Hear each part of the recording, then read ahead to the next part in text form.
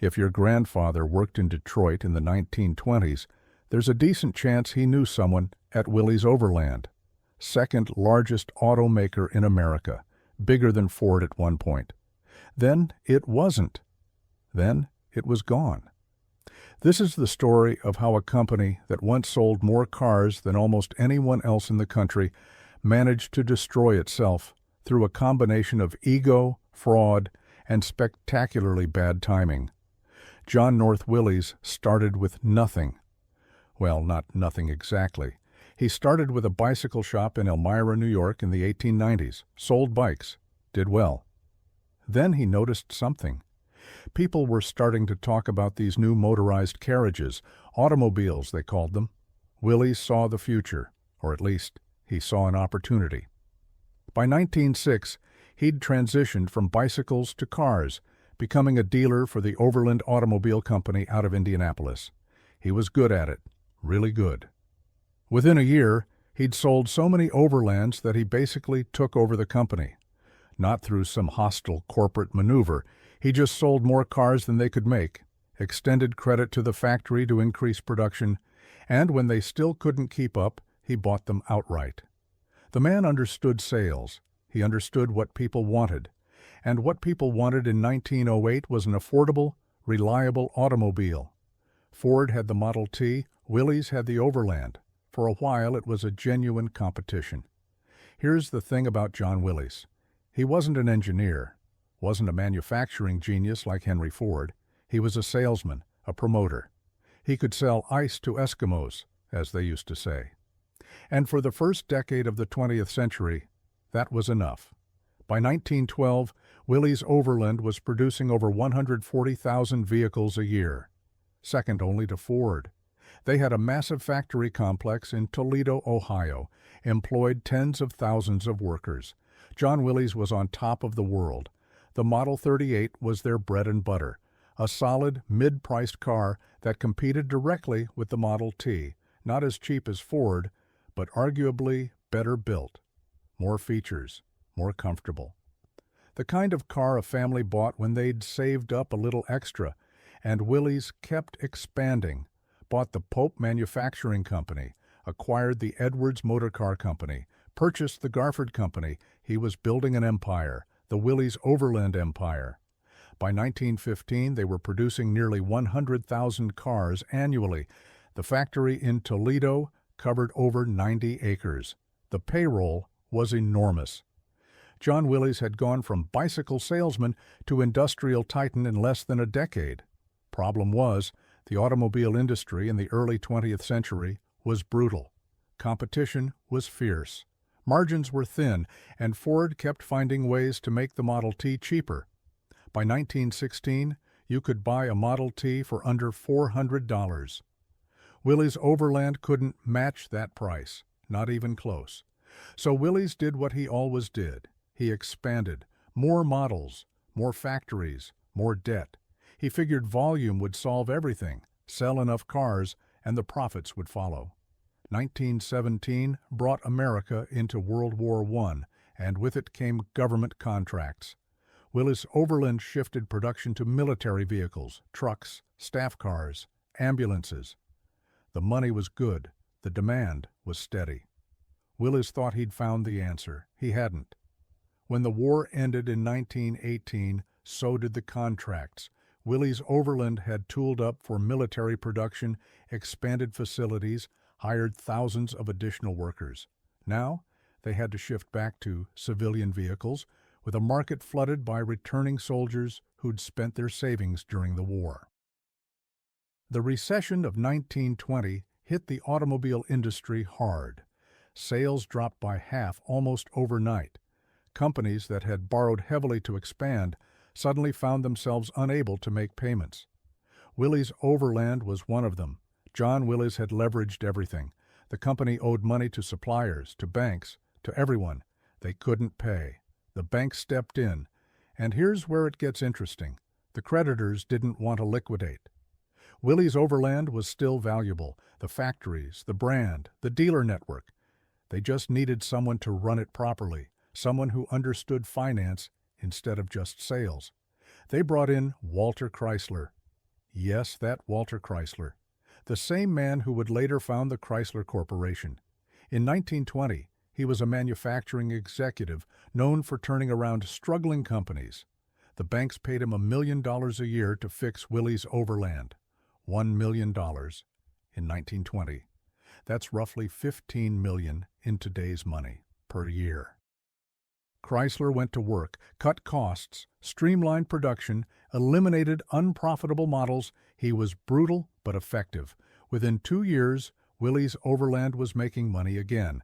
But here's the thing. John Willys was still around, still the majority shareholder, still convinced he was the one who should be running things. And he couldn't stand watching someone else make decisions about his company. The relationship between Willys and Chrysler deteriorated rapidly. Chrysler wanted to modernize, introduce new models, invest in engineering. Willys wanted to cut costs and sell more of what they already had. By 1922, Chrysler had had enough. He left Willys-Overland, took his expertise elsewhere, and eventually built his own automotive empire. The Chrysler Corporation would become one of the big three. Willys-Overland would become a footnote. If you're enjoying this, hit subscribe. We cover stuff like this every week. Okay, back to it. With Chrysler gone, John Willys was back in control, and he immediately made decisions that would haunt the company for the rest of its existence. First, he refused to update the product line. The same basic designs that had sold well in 1915 were still being produced in 1925. Meanwhile, competitors were introducing new features: enclosed bodies, electric starters, modern styling. Willys-Overland cars started looking dated. Second, he kept prices too high. Ford had mastered the art of cost reduction. General Motors was developing economies of scale. Willys-Overland was stuck in the middle. Not cheap enough to compete on price, not advanced enough to compete on features. Third, and this is the big one, the company culture had become toxic. John Willys surrounded himself with yes men, people who told him what he wanted to hear. The engineers who warned about falling behind were ignored or pushed out. The salesmen who reported declining customer interest were reassigned. By 1926, market share had dropped to under 3%. The company that had once been second only to Ford now struggled to stay in the top 10. Willys tried to adapt. In 1926, they introduced the Whippet, a small, affordable car designed to compete directly with the Model T and its successor, the Model A. The Whippet was actually pretty good. 4-cylinder engine, 25 horsepower, could reach speeds of 55 miles per hour, priced around $600. Sales picked up. For a moment, it looked like Willys-Overland might survive after all. Then came 1929. The stock market crash of October 1929 didn't just hurt Willys-Overland. It nearly killed the entire automobile industry. New car sales dropped from over 5 million units in 1929 to just over 1 million in 1932. An 80% decline. Companies failed by the dozen: Durant Motors, Peerless, Marmon, Pierce Arrow. Names that had meant something were suddenly worthless. Factories sat empty. Workers lined up at soup kitchens. Willys-Overland limped along. They had the Whippet. They had loyal dealers. They had a recognizable brand. But they also had debt. Enormous debt from the previous decade of expansion and the failed recovery attempts. John Willys tried one more time to save his company. In 1932, he introduced the Willys 77, a redesigned car with modern styling and a 6-cylinder engine. It was supposed to be the car that brought Willys-Overland back. It wasn't. The 77 sold poorly. The styling was already dated by the time it reached showrooms. The 6-cylinder engine was underpowered compared to competitors. And the price point was wrong. Too expensive for the economy market, not luxurious enough for buyers with money. In 1933, Willys-Overland went into receivership. Again. The banks took control. Again. John Willys was pushed aside. Again. But this time, he didn't recover. His health had been declining for years. The stress of watching his empire crumble took its toll. John North Willys died in August 1935. He was 71 years old. The company he built lived on, sort of. The receivers reorganized, renamed it Willys-Overland Motors, focused on a smaller product line, but the glory days were over. They would never again challenge Ford or General Motors. Then came World War II. In 1940, the United States Army issued a request for proposals. They wanted a small, lightweight reconnaissance vehicle, something that could carry soldiers and supplies over rough terrain, something cheap and easy to manufacture. Willys-Overland submitted a design. So did American Bantam and Ford. All three companies built prototypes. All three were tested extensively. The Army chose the Willys design as the basis for production, with some modifications from Ford and Bantam incorporated. They called it the truck, quarter-ton, 4x4. Everyone else called it the Jeep. Here's where things get technically interesting. The original Willys Jeep, the MB model, had a 60-horsepower Go Devil engine, 2.2-liter displacement, flathead four-cylinder, not much power by modern standards, but for its time, in that application, it was perfect. The vehicle weighed about 2,300 pounds, could carry a payload of 800 pounds, had a top speed of around 65 miles per hour. More importantly, it had four-wheel drive and could go essentially anywhere. Ground clearance was about 9 inches.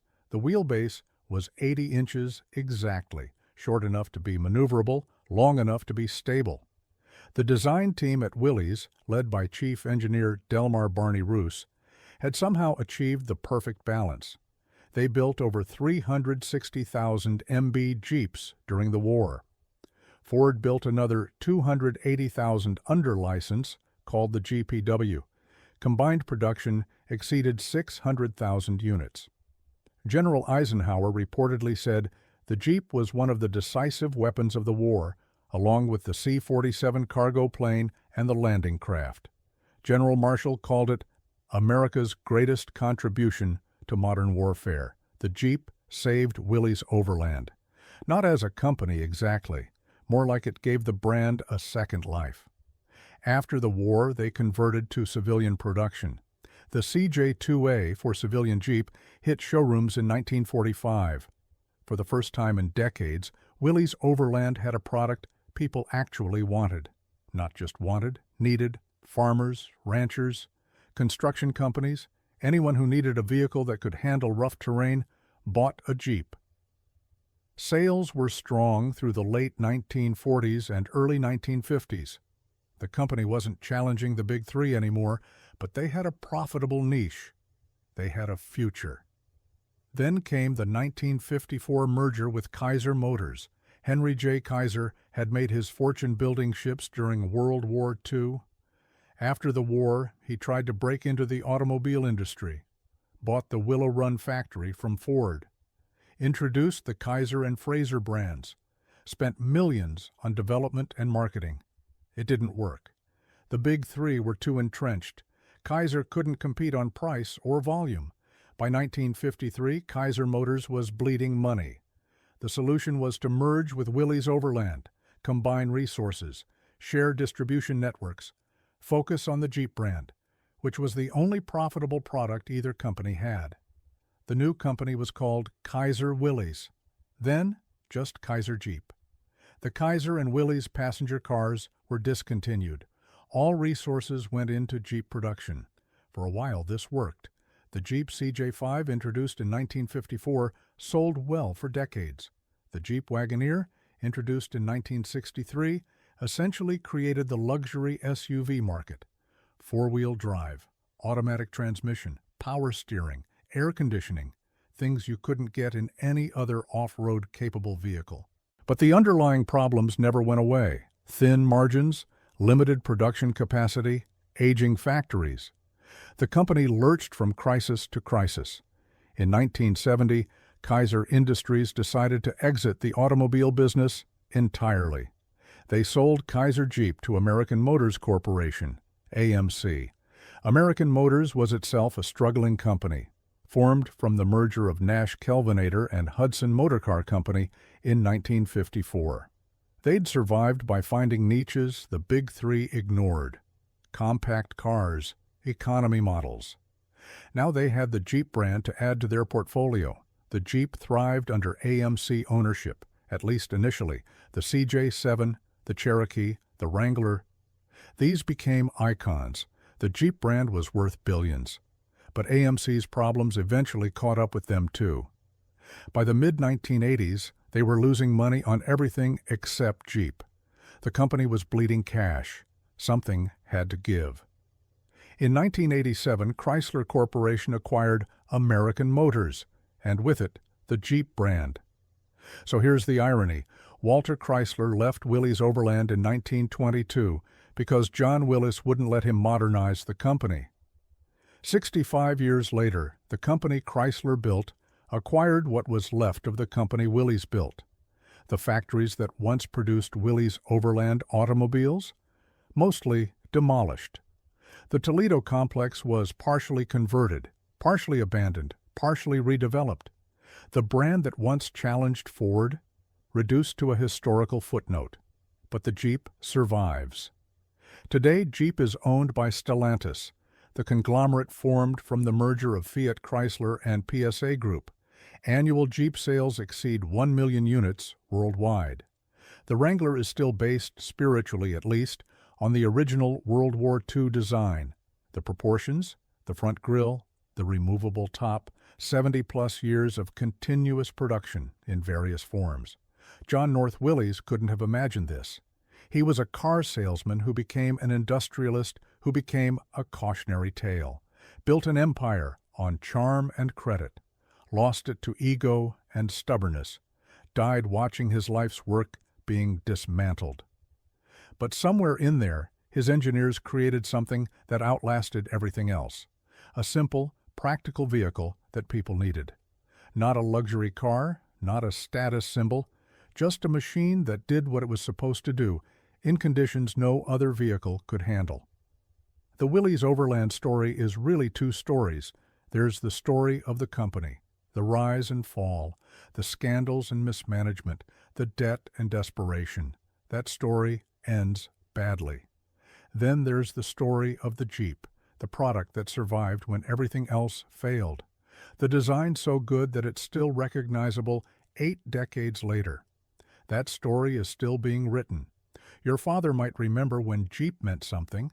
It still does. Just not the same thing. The factories are gone. The company is gone. John Willys is gone. But on any given day, somewhere in the world, someone is driving a vehicle that exists because of decisions made in Toledo, Ohio, almost a century ago. That's the thing about engineering. Products outlast companies. Designs outlast designers. The Go Devil engine was discontinued in 1971, but the vehicle it powered is still in production. Different engine, different company. Same basic idea, from second largest automaker to bankruptcy to acquisition to irrelevance. Except for one product, one design, one idea that worked. And there you have it, Willys-Overland, America's forgotten automaker.